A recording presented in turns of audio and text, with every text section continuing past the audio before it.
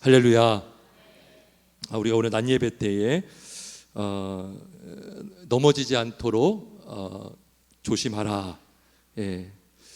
선주로 생각하는 자는 넘어질까 조심하라. 우리 이 말씀을 가지고 어떻게 우리가 마귀의 유혹을 이길 수 있는가? 인간의 욕심으로부터 미혹에 이끌려서 넘어질 수가 있는데 세 가지가 뭐라고 했어요? 첫 번째는 기도라고 했고, 두 번째는 말씀이라고 했고, 세 번째가 교회입니다. 우리가 말씀과 기도는 많이 듣지만 교회가 정말 중요하구나. 저도 말씀을 준비하면서 다시 한번 생각을 해보게 되었습니다. 교회가 있어야 우리 성도들이 믿음의 힘을 받고 또 믿음의 도움을 받고 서로 격려받고 또 권면을 받고 말씀의 양육을 받고 이렇게 우리가 성도의 교제를 통해서 신앙이 자랄 수 있는 것입니다. 그런데 여러분, 교회가요, 우리가 교회 안에 이렇게 지체가 있듯이 넓게 지금 우리 한국에만 여러 교회가 있죠. 그러면 교회를 지체라고 보면 우리 교회는 여러 교회 중에 또 하나가 되는 것입니다.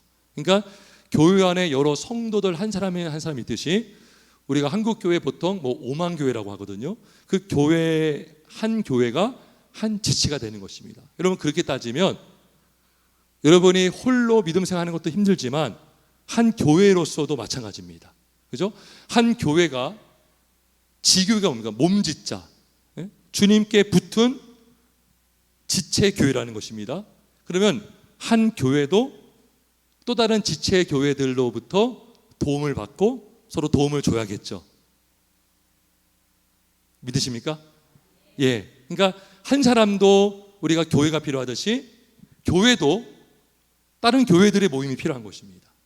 그게 우리가 보통 시차례, 그다음에 노회, 그리고 총회, 이런 협의가 있습니다. 그래서 오늘 설교할 내용은 뭐냐면 웨스트민스터 신앙고백서 31장에 대회와 협의에 관한 거예요. 협의에 관하여. 우리가 지지난 주일이죠. 우리가 교회 권징에 대해서 우리가 나눌 때 권징이 뭐냐? 그 사람을 혼내는 게 목적이 아니라 그 사람을 살리기 위한 거다. 여러분의 자녀들이 자꾸 잘못된 길로 가면 때로는 이렇게 책망도 하고 훈계를 내서 돌아오게 해야 되겠죠. 교회도 마찬가지입니다. 성도가 막 죄를 짓고 잘못된 길로 가면 목사들은 또 여러분 교회 장로님들, 직분자들은요 잘 제지하고 타일르고 권면해야 되죠. 그게 권징의 시작입니다.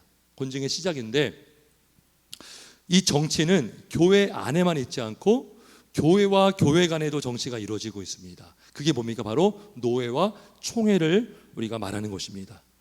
그래서 우리가 보통 노회, 총회하면 관심 없지, 목사님들 장로님들만 가면 되는 거지, 그렇게 생각하는데 이 총회와 어떤 협의회가 얼마나 중요한지를 우리가 오늘 함께 나누길 원합니다. 자, 첫 번째가 뭐냐면 우리가 노회나 총회, 우리 교회는 대한예수교 장로회 합동교단에 속합니다. 원래는 통합 측과 하나였어요. 근데 갈라졌죠. 그래서 지금 통합 측이 있고 합동 측이 있는데 서로 우리가 뿌리다, 우리가 장자교단이다, 이렇게 서로 주장을 합니다. 근데 그게 중요한 게 아니고요. 아무튼 통합 측도 있고 합동 측도 있고 여러 교단이 있는데 이렇게 총회를 통해서 또는 어떤 협의를 통해서 중요한 어떤 신학적인 안건, 신학적인 주제를 정할 때가 있습니다. 우리 기독교 역사를 보면 많은 이단의 공격이 있었고 많은 기독교의 박해가 있었습니다. 그럴 때마다 사람들은 흔들렸어요. 내가 믿는 게 뭐지? 우리 기독교가 믿어야 될 게 뭐지? 어디 갔더니 이렇게 믿으라고 하고 어디 갔더니 이렇게 믿으라고 하고 신천지는 이렇게 믿으라고 하고 하나님의 교회는 이렇게 믿으라고 하니까 사람들이 헷갈려하고 믿음이 막 주저앉아 버리는 거죠. 그래서 하나님께서 하나님의 섭리 가운데, 하나님의 어떤 인도하신 가운데, 기독교 역사 가운데 아주 중요한 공회들이 있었습니다. 공회들이 있었어요. 그래서 그 공회를 통해서 이단이 뭔지, 이단이 정죄가 되기도 하고 정통 교리가 세워져서 우리가 보통 정통이다, 그리고 이단이다, 사입이다, 그러한 결정이 이런 총회 그리고 공회를 통해서 세워졌습니다. 자, 한 예로 한번 제가 예를 들어 볼게요. 신천지나 또 여러 이단들은요, 삼위일체를 부정합니다. 우리가 기독교인으로서 가장 기본적인 신앙이 뭐냐면 삼위일체 하나님을 믿는 신앙입니다. 성부, 성자, 성령 삼위로 계시지만 몇 분이십니까? 한 분이시죠. 한 분. 이 삼위일체. 그런데 이단들은요, 이단에서 주로 기독교를 공격할 때 그렇게 말합니다. 삼위일체라는 말이 성경에 어디 있습니까? 그래요. 성경이 있어요, 없어요? 성경에는 없어요. 그걸 가지고 그렇게 공격합니다. 그거 사람이 만든 겁니다. 성경에 삼위일체라는 말 없습니다. 그러면서 기독교 교리를 공격합니다. 그래서 신천지는요, 삼위일체를 인정하지 않고요, 여호와의 증인 같은 경우도 예수님을 믿으려고 하지만 그 예수는 누구냐? 그냥 사람 예수예요. 사람 예수. 신성이 없는. 자, 근데 그러한 공격과 유혹이 우리 초대교회 때도 있었습니다. 아주 오래전에. 그래서 제가 잠깐 준비했는데, 자, 한번 자막을 넘겨주겠습니까? 여기 니케아 공의 신학교에 가고 신대원에 가면 기독교 역사 과목이 있습니다. 그때 아주 기본적으로 배우는 것들인데 한번 같이 나눠보겠습니다. 기원후 AD 325년에 그 시기에 아리우스라는 사람이 있어. 아리우스라는 사람이 있었는데 그 사람이 뭘 주장했냐면 예수 그리스도는 피조물이고 창조주가 아니라는 거예요. 예수 그리스도는 피조물이고 하나님과 동일하지 않다라고 주장했어요. 그런데 니케아 공의회를 통해서 확립된 게 뭡니까? 예수 그리스도의 완전한 신성과 성부와 동일한 본질이시다. 그러니까 성부도 성자도 동일한 하나님이시다. 이게 여기서 확립이 됐어요. 이거는 뭐냐 하면 사실 AD 325년은 초대교회로부터 300년 이상 뒤에 일어난 그 시기잖아요. 그러면 이전에는 예수님의 신성이 부인되었느냐? 그게 아닙니다. 예수님이 계속 강조한 것은 나와 아버지는 하나다 그랬어요. 우리 사도들이 전했던 복음의 핵심은 예수님이 그리스도이시고 주는 그리스도이시요 살아계신 하나님의 아들입니다가 뭡니까? 예수님의 신성과 인성을 강조한 거예요. 하나님의 아들이라는 것은 하나님이 신성이잖아요. 그러면 하나님의 아들은 뭐예요? 신성이죠. 그래서 베드로가 고백했던 나는 주는 그리스도시요 살아계신 하나님의 아들이라는 것은 예수님의 신성과 인성을 말씀해 준 겁니다. 그걸 고백한 거예요. 그런데 아리스토와 같은 사람들이 나타나가지고 예수님은 피조물이다, 예수 그리스도는 피조물이고 하나님과 동일하지 않다, 이거를 오늘날 여호와의 증인이 그대로 주장합니다. 근데 이미 이거는 이단으로 판정된 거예요. 언제요? AD 325년. 그러니까 이때는요 로마 가톨릭이 소집한 회의가 아닙니다. 이때는요 굉장히 아주 기독교가 건강할 때예요. 사도 이후에 교부들이 있었고 또 교보들을 통해서 세워진 감독들이 있었고 이런 주교들이 막 300명이 모여가지고요 회의를 했어요. 회의를. 그래서 이 예수님의 신성과 성부와 동등하신 하나님이라는 것이 이 회의를 통해서 결정이 됐습니다. 결정이 됐고요. 자, 그 다음에 한번 넘겨보시겠습니까? 그리고 나서 성령님에 대한 사람들이 막 헷갈리기 시작하는 거죠. 성자가 신성이라는 것, 성부와 동등하신 하나님이라는 것을 인정했어요. 그리고 성령님도 성경에 보면 하나님으로 말씀합니다. 그런데 역시 이단들이나 기독교를 허물려고 하는 사람들이 교회 안에 거짓 교사들이 나타나가지고 성령님에 대해서 하나님이 아니다. 성령님은 오늘날에도 그런 사람들이 있어요. 성령은 에너지다 그래요. 에너지. 그냥 에너지. 우리에게 주신 힘. 근데 그러한 주장이 있었습니다. 그래서 콘스탄티노플이라는 공의회를 또 가졌습니다. 그때 성부께서도 성부와 성자와 함께 동일한 하나님이다라는 것이 결정이 되었고요. 그리고 삼일체 고의가 이때 딱 세워집니다. 삼일체.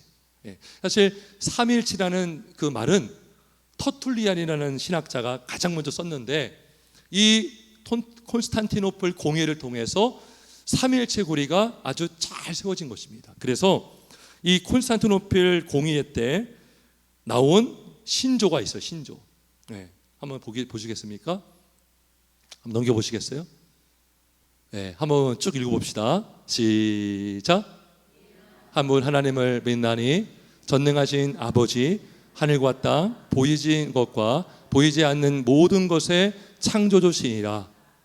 또 우리는 한 분 주 예수 그리스도를 믿나니 하나님의 독생자이시며 모든 세대 이전에 성부에게서 나신 이시라.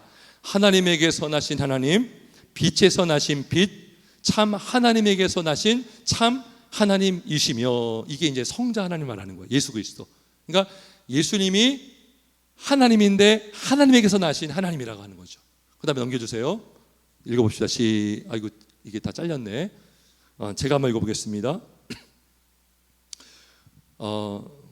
창조되지 않고 낮았으며 성부와 본질이 같으신 분이시며 만물을 그로 말미암아 창조하셨고 우리 인간을 위하여, 우리의 구원을 위하여 하늘에서 내려오셨으며 성령으로 동정녀 마리아에게서 육신을 입으시고 인간이 되셨으며 본디오 빌라도 아래에서 우리를 위하여 십자가에 못 박으시고, 그리고 고난을 받으시고 장사되셨으며 성경대로 사흘 만에 다시 살아나셨으며 하늘에 오르사 성부 오른편에 앉아 계시며 산자와 죽은 자를 심판하러 영광 가운데 다시 오시리라. 그 나라는 끝이 없으리라. 이게 성자에 대한 고백입니다. 어디서 많이 들어봤죠? 이게 뭐죠? 뭐와 비슷해요? 사도신경. 사도신경. 그 다음에 넘겨주세요. 그 다음에 한번 읽어봅시다. 또 우리는 성령을 믿나니. 시작.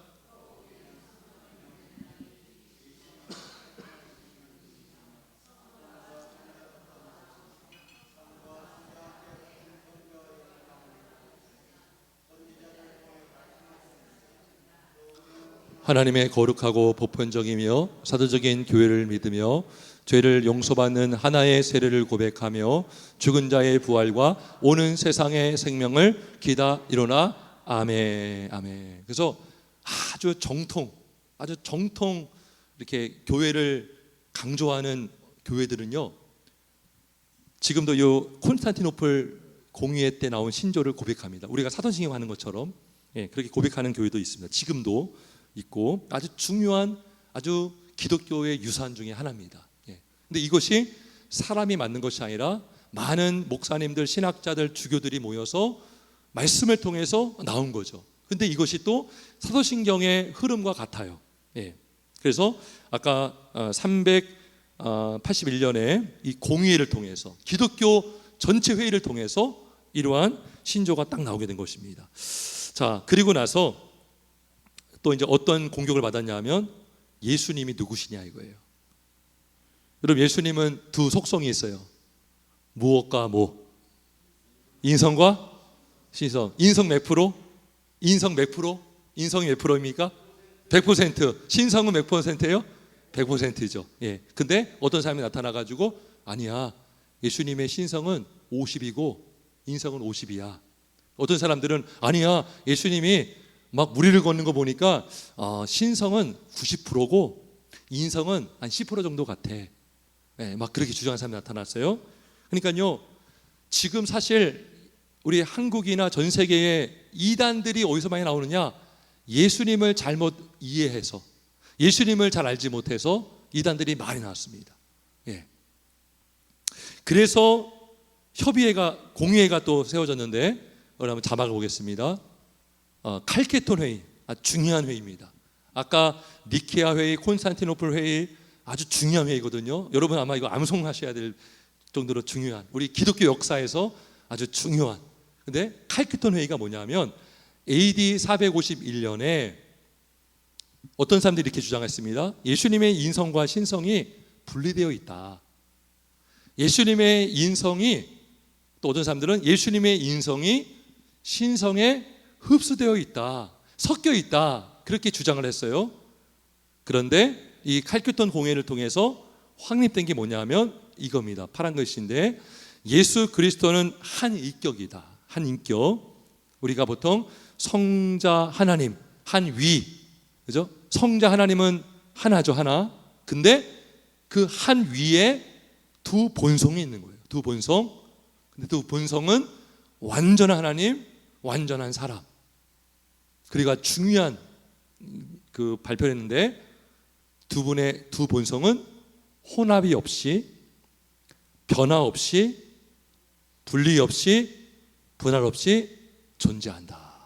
예. 여러분 아멘이십니까? 예. 여러분 이렇게 컵이 있는데 여기다가 잉크 한 방울을 뚝 떨어뜨리면 잉크가 어떻게 돼요? 착 퍼지죠. 그러니까 사람들이 이렇게 이해한 거예요. 하나님의 신성과 인성은 물에 잉크방울을 떨어뜨려서 퍼져서 혼합되는 것처럼, 그죠? 하얀색 잉크에 검은색 잉크를 딱 떨어뜨리면 회색이 되잖아요. 예수님이 이렇게 변한다라고 했는데 성경은 그렇게 말씀하지 않습니다. 근데 오늘날에도 로마 가톨릭에서 이 변화 없이를 믿어야 되는데, 이걸 인정해야 되는데, 이거를 변화된다고 하니까 어떻게 그들이 성찬식을 합니까? 우리 배웠죠. 무슨 설 그랬어요? 화채설. 우리 잘 기억하시네요. 화채가 뭐예요?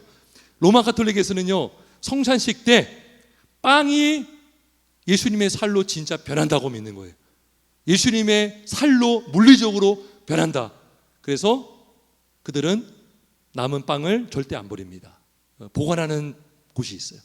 그리고 성도들에게 잔을 나눠주지 않았습니다. 흘리면 예수님의 피가 흘려진다고 해서. 그래서 이 변화 없이, 이것과 화채설은 부딪히는 거죠.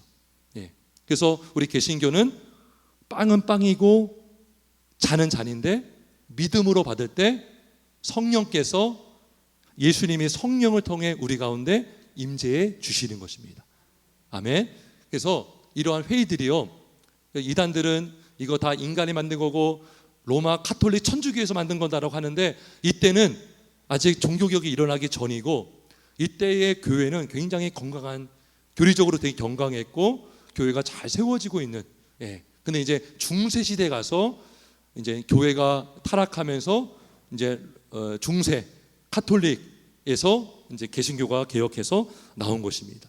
그래서 여기 그 웨스트민스터 신앙고백서에 사망에 보면 사망에 이렇게 말합니다. 대회와 협의회가 다루는 영역은 신앙에 관한 논쟁들과 양심의 문제들을 목회적으로 판단하고. 그래서 여러분 만약에 개인의 신앙을 이렇게 혼자 감당하기 힘들 때, 우리 목회자나 또 교회 우리 직분자들에게 도움 받듯이 이단들이 막 교회를 박해할 때 개교회 혼자 이걸 감당할 수가 없는 거예요. 개교회 혼자 막 이단과 싸울 수가 없는 것이죠. 그래서 이런 공회를 통해서 딱 교리가 정립돼서 정통과 비정통이 나눠지는 것입니다. 그래서 그 신천지는요, 자기들이 정통이라고 하고 하나님의 교회가 자기가 정통이라고 합니다. 그런데 이러한 기독교 역사를 모르기 때문에 하는 말들이에요. 그리고 이런 기독교 역사가 인간이 만들어낸 어떤 역사가 아니라 하나님의 섭리와 인도하심 가운데에 그때그때마다 아주 중요한 공의를 갖게 하셔서 신앙을 확립하고, 그래서 우리가 예배 때마다 고백하는 사도신경, 이 사도신경이요, 이것이 나오기까지 많은 사람들이 죽었어요. 피를 흘렸습니다. 순교를 당했습니다. 여러분, 거짓이 전체를 지배하면요, 진짜가 핍박을 받는 거예요. 진짜가 진짜라고 말해도 거짓이 많으면 진짜를 주장하는 사람들이요, 막 핍박을 당하는, 화형을 당하고, 얼마나 개신교도들이 얼마나 순교를 당했습니까? 막 불에 타서 막 죽였어요. 막 참수하기도 했어요. 그러니까 이런 신앙을 지키기 위해서 얼마나 우리 믿음의 선지들이 힘썼는지를 우리는 알아야 될 줄 믿습니다. 네, 그래서 그 다음에 두 번째, 이러한 대회와 협의회가 또 다루는 영역은 이거예요. 하나님을 예배하는 더 좋은 규범들과 지침들을 정하기 위해서 이러한 협의회를 통해서 세웁니다. 예, 그래서 우리가 여기 이거 우리 이제 금요일마다 저녁에 성경 공부할 때 웨스트민스터 신앙 고백서, 요거 뭐냐면 요런 아까 칼큐턴 회의 같은 경우는 가톨릭과 개신교가 나눠지기 전에 공회였어, 공회. 근데 이 웨스트민스터 신앙 고백서는 순수 개혁교회, 개신교회들의 모임인 총회를 가져서 나온 고백서입니다. 고백서. 권위가 있는 거죠. 권위가 있는 것이고, 근데 이 총회 때, 웨스트민스터 총회라고 하거든요. 이 총회 때에 이 고백서만 결정된 것이 아니라 예배 모범도 만들었어요. 예배 모범. 저희가 지금 제가 헌법을 갖고 왔는데 여기 헌법에 보면 7단원이 예배 모범이라고 되어 있어요. 예. 그래서 성찬에 대한 내용도 나와 있고, 그 다음에 기도에 대한 것도 나와 있고, 설교에 대한 것도 나와 있고, 그 다음에 또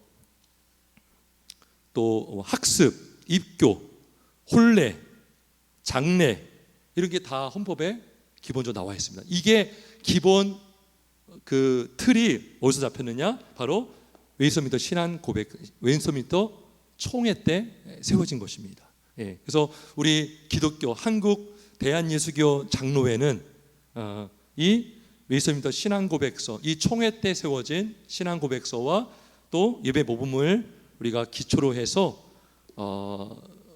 예배가 이루어지고 또 양육이 이루어지고 정치가 이루어지고 있다라고 보시면 됩니다.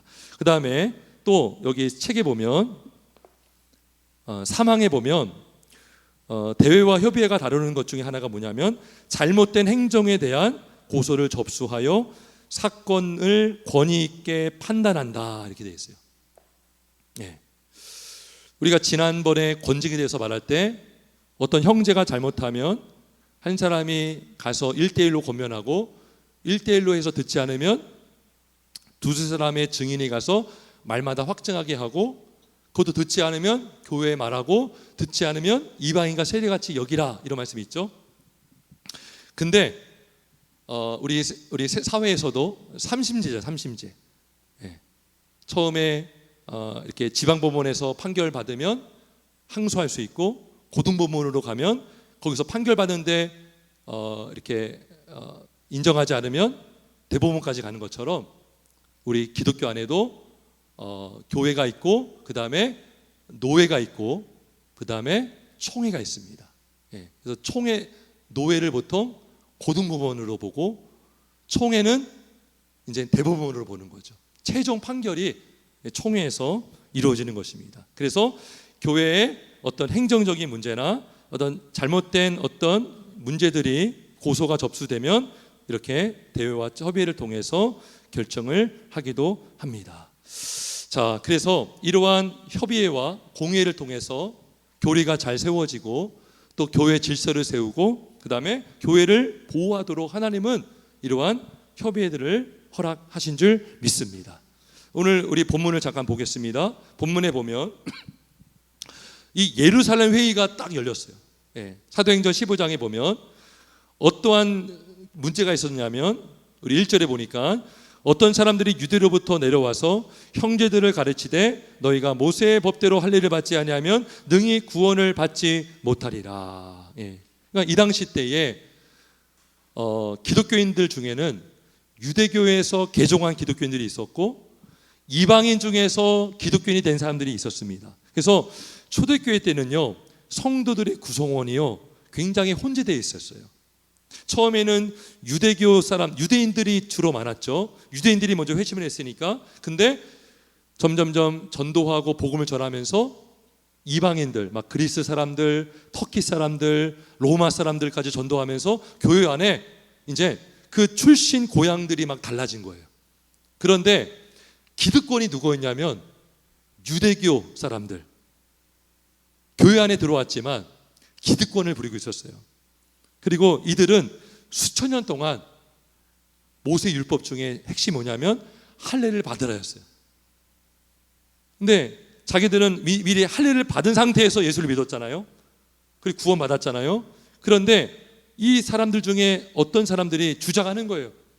이방인들이 구원을 받으려면 반드시 할례를 받아야 됩니다. 이방인들이 교회 안에 들어오려면 우리가 받았던 할례를 받아야 됩니다. 그렇게 주장을 한 거죠.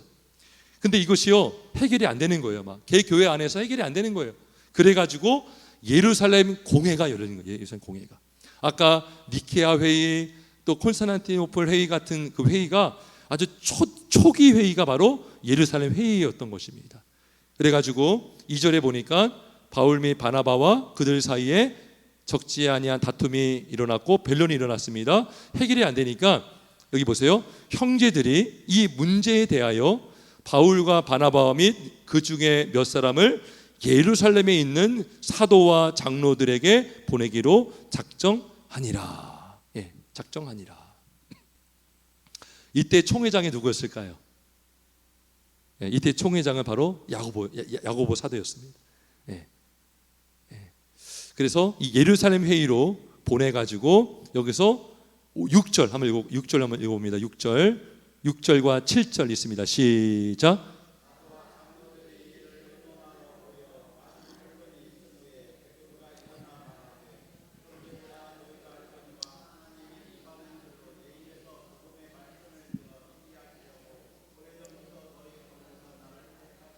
예, 그래서 의논하러 모였습니다. 이게 뭐 공회를 연 거죠. 그리고 베드로가 딱 일어나가지고 뭐라고 주장했냐면 11절, 우리 11절 있습니다. 시작.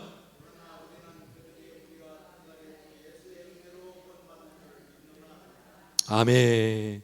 그러니까 뭐가 결정됐냐면 공회에서 다시 한번 확립해 준 거예요. 다시 한번 정해 준 거예요. 다시 한번 확정해 준 거예요. 뭐냐면 구원을 받는 것은 행위로 받는 것도 아니고 할례를 받았기 때문이 아니라 오직 예수의 은혜로 구원을 받습니다. 할렐루야. 예, 예수의 은혜로 구원을 받습니다. 예. 오늘날 할례는 세례식을 말해요. 세례식. 할례의 의미와 세례의 의미는 같아요. 근데 가톨릭에서는요 세례를 받아야 구원받습니다 그랬습니다. 그게 다른 거죠. 그래서 가톨릭은요 행위 구원의 요소가 많아요. 예, 뭘 해야 구원받는다. 세례를 받아야 구원받는다. 예.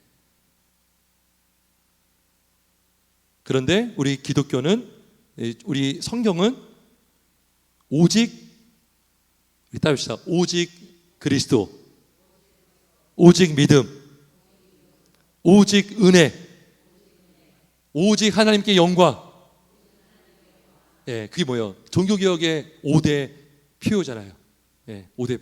오직 은혜, 오직 믿음, 오직 하나님께 영광, 오직 그리스도, 오직 말씀.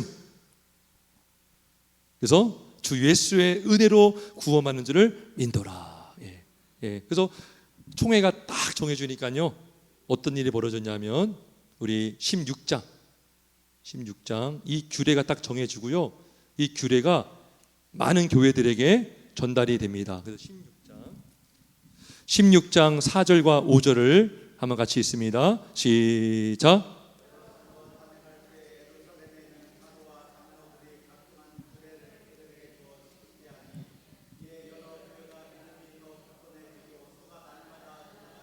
아멘. 그러니까 이런 정리가 되지 않으면 사람들이 헷갈려하는 거죠.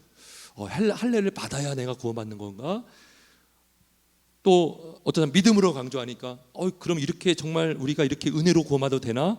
막 이렇게 막 염려하고 교회가 막 이렇게 혼란스러울 때 이런 규례가 딱 정해져서 개교에 딱 전달되니까 여러 교회가 믿음이 더 굳건해지고 수가 날마다 늘어가니라. 예. 아멘. 그래서 하나님께서 개교회도 중요하고 또 교회들의 모임인 노예와 총회를 통해서 하나님이 하나님의 귀한 일들을 행하시는 줄 믿습니다. 그래서 우리가 교회를 위해서 기도해도 해야 되지만 우리 노예와 총회를 위해서 기도할 수 있는 우리가 되길 주의 이름으로 축원합니다. 이 공회가요, 이 공회가, 총회나 공회가 완전할까요, 여러분? 오류가 있을 수 있어요. 예, 우리 한국 기독교 역사를 봐도 아주 잘못된 결정을 한 적이 있습니다. 우리 합동, 그때는 합동과 통합이 나눠지기 전이었어요. 우리 장로교 23회 총회 때, 그게 1930 몇 년도인데 그때 일제의 강점기 때거든요. 여러분, 일본이 우리에게 요구한 게 뭐였죠? 신사참배를 요구했습니다. 네, 신사참배를 요구했고, 그래서 총회가 열렸는데, 총회를 보통 이제 교회에서 하겠죠. 평양에 있는 무슨 교회에서 했습니다. 근데 그때 일본 순사들과 경찰들이 97명이 들어와 있었어요. 압력을 준 거예요. 그래서 다른 교단들은 다 이미 결의를 했어요. 신사참배 해도 된다. 너무나 압력을 받으니까. 근데 우리 장로교가 가장 끝까지 견디다가 23회 총회 때, 그때 총회장이 홍택기 목사라고, 신대원에서도 그 이름이 역사에 들어가 있어요. 아주 치욕적인 어떤 그런 역사인데, 신사참배는 죄가 아니다 라고 결의를 내렸습니다. 그래서 거기서 이제 일부 목사님들이 막 항의했죠. 어떻게 이럴 수 있느냐. 근데 통과를 시켜버렸어요. 땅땅땅 뚜둑이었어요. 그리고 나서 목사님들이, 또 교회가 그렇게 결정해버리니까 이제 신참배를 하기 시작했습니다. 그런데 끝까지 반대하고, 여러분, 총회가 그렇게 결정을 해도 성경적으로 잘못되면 우리는 저항할 수 있어야 되는 거죠.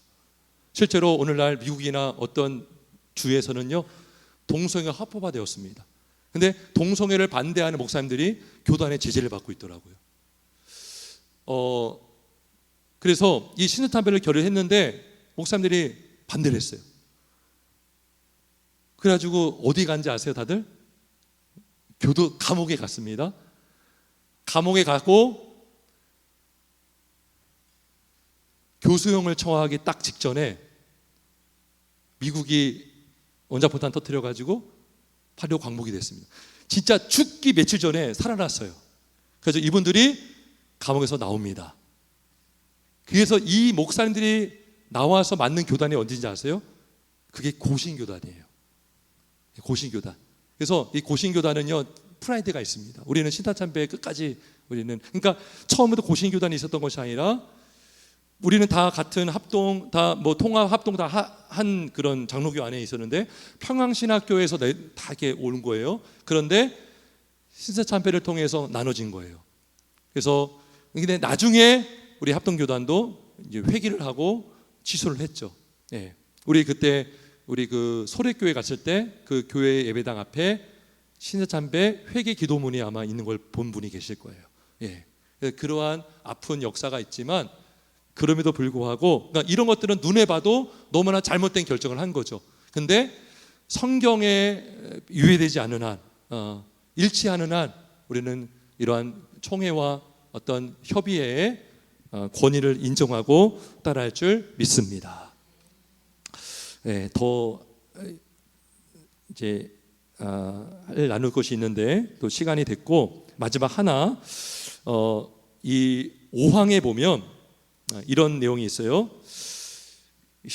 대회와 협의회는 오로지 교회에 관한 사항만을 다루거나 결의해야 하고 국가와 관련된 시민적인 사안들에 대하여는 간섭하면 안 된다. 다만 종교회의는 특별한 경우에 하나여 겸손한 청원의 방식으로 또는 위정자의 요청에 있는 경우에 하나여 양심껏 조언하는 방식으로 교회의 외적 문제를 다룰 수 있다. 그래서 총회에서 결정되는 사안들은 주로 교회의 문제들에 관한, 신앙의 문제들에 관한 것들을 주로 다루고, 특별한 경우는 뭡니까? 위정자들이, 정부가 교회에 대하여 공적인 적대기를 하는 경우에 이제 청원할 수 있어요. 반대 서명을 할 수 있습니다. 예. 그래서 우리가 기도할 게 뭐냐면, 우리가 계속 차별금지법 반대를 위해서 기도도 많이 하고 우리가 그렇게 하지 않았습니까? 근데 정부가 바뀌었고 최근에 이러한 움직임이 있다고 합니다. 여러분, 여성가족부 있잖아요. 여성가족부를 폐지하자 이런 얘기가 있다가 지금은 그게 아니라 개편을 하려고 합니다. 그 개편하려고 하면서 그 이름이 뭐냐면 성평등 가족부로 개편하려고 합니다. 예. 그런데 이 내용은, 그러니까 이 정부가 이제 차별금지법의 주요 내용들을 정부 정책으로 추진할 수 있도록 할 수 있는 그런 가능성이 있는 것이죠. 예. 여러분, 헌법에는요 성평등으로 되어 있습니까? 양성평등 되어 있습니까? 여러분, 성은 몇 개밖에 없어요? 2개밖에 없죠. 양성밖에 없죠. 예. 근데 성평등 가족부라는 것은 남자와 여자 성 외에 다른 것도 인정할 수 있다라는 여지를 남겨두고 있는 것입니다. 그래서 지금 여러 교회가 또 이거에 대해서 반대하는 서명을 내고 있고, 또 국가를 상대로 또 청원하는 그런 일들이 일어나고 있습니다. 우리가 계속 깨어서 우리 총회뿐만 아니라 이 나라와 민족이 또 정부가 바르게 또 법을 세우고 결정할 수 있도록 기도하는 우리 모두가 되길 주의 이름으로 축원합니다.